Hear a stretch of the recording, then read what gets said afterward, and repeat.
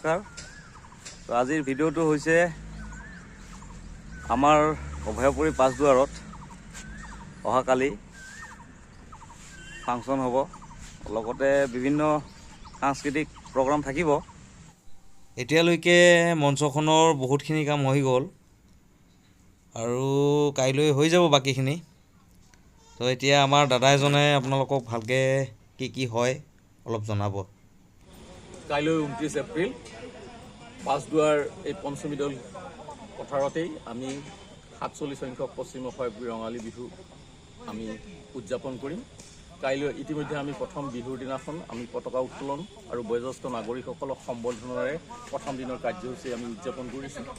কাইলৈ আমাৰ দ্বিতীয় দিনৰ কাৰ্যসূচী। দ্বিতীয় দিনৰ কাৰ্যসূচীত থাকিব গছপুলি ৰোপণেৰে আমি কাৰ্যসূচী আৰম্ভ কৰিম ৰাতিপুৱা 9 বজাত, আৰু তাৰপিছত কণ ছাত্ৰ ছাত্ৰীসকলৰ মাজত বিভিন্ন খেল ধেমালি আৰু বিহু মইনা প্ৰতিযোগিতা, আৰু সন্ধিয়া 7 বজাত বাৰেৰহণীয়া সাংস্কৃতিক সন্ধিয়া। গতিকে সমূহ ৰাইজৰ উপস্থিতি তথা সহায় সহযোগিতা কামনা কৰিলোঁ। ধন্যবাদ।